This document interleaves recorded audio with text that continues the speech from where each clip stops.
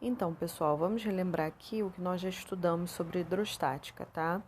Então, a hidrostática, ela faz parte de um estudo que vai tentar investigar a fluidez, né? Tem relacionado com os fluidos, né? Que podem ser gases e líquidos, tá bom?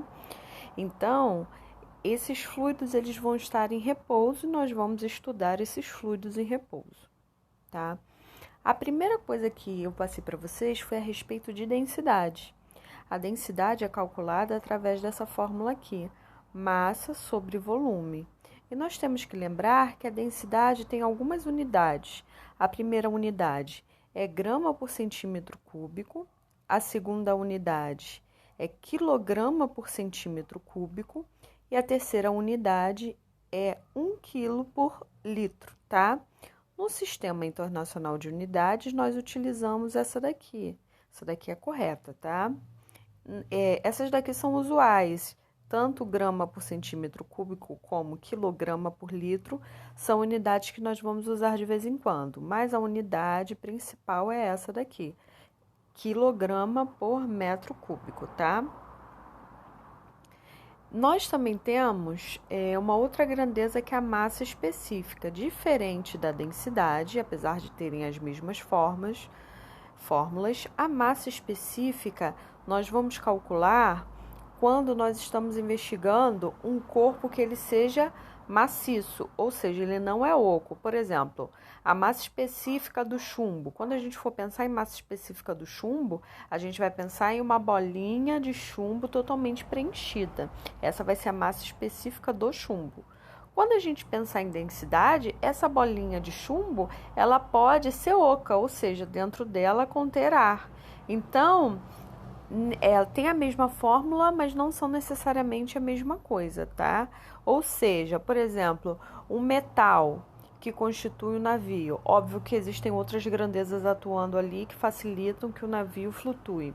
Mas, por exemplo, o metal que é utilizado no navio. Se a gente fosse olhar para a massa específica do metal, nós iríamos observar que a massa específica do metal, o metal deveria afundar na água, né?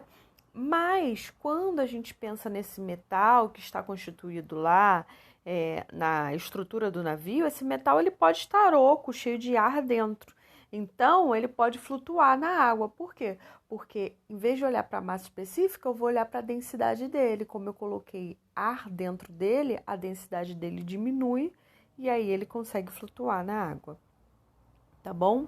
Então, densidade e massa específica tem a mesma fórmula, mas não são a mesma coisa, tá? Cada uma vai ser uma grandeza diferente. Densidade relativa. Quando nós queremos encontrar a densidade relativa de um corpo em relação à densidade, entre a sua densidade e a densidade de uma outra substância, a gente vai pegar o quê? Vai pegar a densidade de um e colocar sobre a densidade do outro, tá? É assim que a gente calcula a densidade relativa. E a pressão, Raíssa? Como é que a gente calcula a pressão? A pressão é calculada através dessa formulazinha aqui, ó.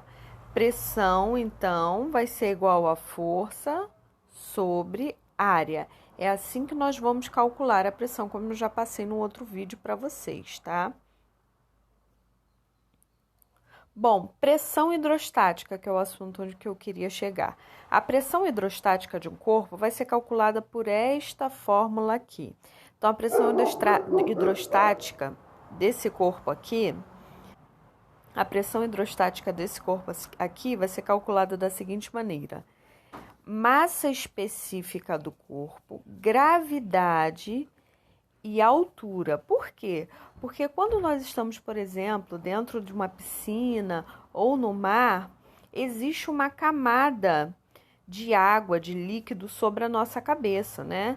E aí a gente, além de sentir a pressão atmosférica, nós também sentimos aquela pressão da camada de água sobre a nossa cabeça. Então, aquela pressão sobre a camada de água, ela tem uma determinada altura. E essa altura vai ser relevante para a gente calcular a pressão atmosférica, a pressão hidrostática, tá? Que é calculada por essa fórmula aqui. Então, aqui eu tenho pressão hidrostática, densidade do corpo, aceleração da gravidade e altura.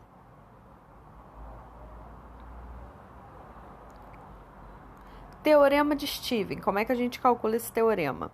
Esse teorema é o seguinte: se a gente for parar para pensar nesse recipiente aqui, o que nós podemos observar? Nós podemos observar que além da coluna de água que nós temos aqui, nós também temos, deixa eu mudar de cor, nós também temos uma coluna de ar aqui. Então, quando a gente for calcular a pressão total, tá? A gente calcula como? A pressão total vai ser calculada pela pressão atmosférica que esse ar está fazendo aqui em cima, que essa coluna de ar está fazendo aqui em cima desse líquido, mais a pressão hidrostática, como eu mostrei na outra fórmula para vocês.